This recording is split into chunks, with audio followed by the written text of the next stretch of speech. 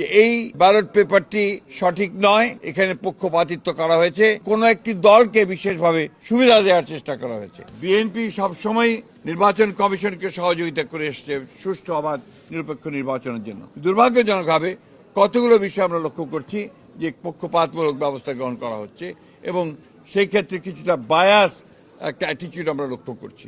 আমরা মনে করি যে নির্বাচন কমিশন অনেকগুলো ক্ষেত্রেই তারা তাদের কার্যকলাপের মধ্য দিয়ে প্রশ্নবিদ্ধ আচরণ করছে। যে বিষয়গুলো আমরা তুলে ধরেছি তার মধ্যে প্রধান যে বিষয়টি ছিল যে আপনারা জানেন যে পোস্টাল ব্যালটের যে বিষয়টি, এটা কিন্তু এখনো পুরোপুরি সমাধান হয়নি। বিশেষ করে বিদেশের যারা নিবন্ধিত ভোটার তাদেরকে ব্যালট পেপার পৌঁছানোর ক্ষেত্রে এবং ব্যালট পেপারটা যেভাবে মুদ্রণ করা হয়েছে সেই ক্ষেত্রে আমাদের অভিযোগ আমরা সেটা তাদের কাছে দিয়ে এসেছি।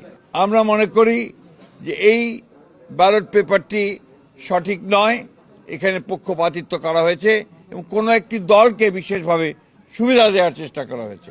আমরা নির্বাচন কমিশনকে এটাকে পরিবর্তনের জন্য আহ্বান জানিয়েছি। এছাড়া আমরা দেশে পোস্টাল ব্যালটের ব্যাপারে, অর্থাৎ যারা বিভিন্ন দায়িত্বে থাকবেন নির্বাচনের দিন, তারা যে পোস্টাল ব্যালটে ভোট দেবেন আমরা অনুরোধ করেছি এবং আমরা চেয়েছি যে তারা যেন সেটা আমাদের যেটা প্রতীক, সেই প্রতীক বিতরণের পরেই যেন দেওয়া হয়, অর্থাৎ সঠিকভাবে একটা পোস্টাল ব্যালট আমরা যেভাবে ভোট দেই সেইভাবে যেন সেই পোস্টাল ব্যালটও ব্যবস্থা করা হয়।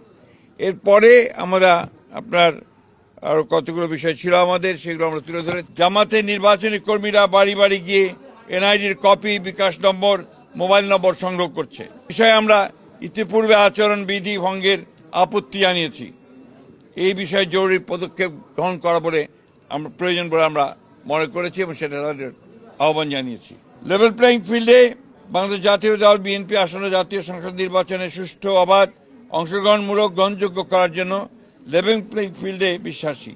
এই জন্য আমাদের দলের চেয়ারম্যান ব্যক্তিগত সফর বাতিল করেছেন, অথচ বিভিন্ন রাজনৈতিক দলের দলীয় প্রধান সহ অন্যান্য গুরুত্বপূর্ণ ব্যক্তিরা প্রতিনিয়ত আচরণবিধি ভঙ্গ করে দলীয় প্রচারণা চালাচ্ছে। এই বিষয়েও আমরা জরুরি ব্যবস্থা গ্রহণ করার জন্য অনুরোধ জানিয়েছি। আরেকটি বিষয় যেটা আমরা অত্যন্ত গুরুত্বপূর্ণ মনে করেছি, ঢাকা মহানগরী এলাকার বিভিন্ন নির্বাচনী এলাকায় একটি রাজনৈতিক দল তাদের মনোনীত সমর্থিত প্রার্থীদের নির্বাচনে বিজয়ী করার অনৈতিক কূটকৌশল অবলম্বন করে ব্যাপক হারে দেশের ভিন্ন ভিন্ন এলাকা হতে ভোটার এলাকা পরিবর্তন পূর্বক ঢাকা মহানগর এলাকার ভোটার হিসাবে অন্তর্ভুক্ত হয়েছে। মোট কত সংখ্যক ভোটার কোন কোন এলাকা থেকে ঢাকা মহানগরীর কোন কোন এলাকায় সংসদীয় নির্বাচনী এলাকায় কোন কোন তারিখে এবং কি কারণে স্থানান্তর করা হয়েছে, ঘোষিত কারণসমূহ স্থানান্তরিত ভোটারদের বিস্তারিত বিবরণ জরুরি ভিত্তিতে আমাদেরকে সরবরাহ করার জন্য আমরা অনুরোধ করেছি। বিভিন্ন নির্বাচনী এলাকার রিটার্নিং অফিসার, সহকারী রিটার্নিং অফিসার, পুলিশ সুপার, থানার ভারপ্রাপ্ত কর্মকর্তা সহ অন্যান্য কর্মকর্তাবৃন্দ একটি দলের পক্ষে কিছু ন্যাক্কারজনকভাবে কাজ করছে বলে আমরা অভিযোগ পেয়েছি। সেই বিষয়গুলো আমরা তাদের গোচরীভূত করেছি।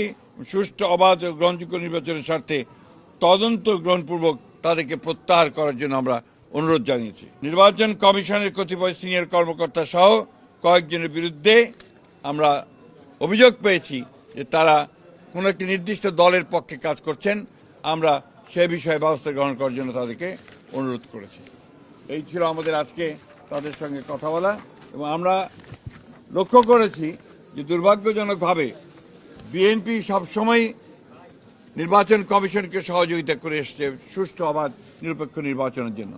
দুর্ভাগ্যজনকভাবে কতগুলো বিষয় আমরা লক্ষ্য করছি যে পক্ষপাতমূলক ব্যবস্থা গ্রহণ করা হচ্ছে এবং সেই ক্ষেত্রে কিছুটা বায়াস একটা অ্যাটিটিউড আমরা লক্ষ্য করছি। আমরা সেটাকে পরিত্যাগ করে সম্পূর্ণ নিরপেক্ষভাবে কাজ করার জন্য তাদেরকে অনুরোধ জানিয়েছি। আমরা সবসময় মনে করেছি যে এই কমিশন দ্বারা সুষ্ঠু নির্বাচন সম্ভব যদি ছোট ছোট সমস্যাগুলোকে সমাধান করা যায় এবং আমরা যে বিষয়গুলো তাদের সামনে এনেছি তারা সেগুলো সমাধান করতে পারেন। Next level, well done, side by side, free.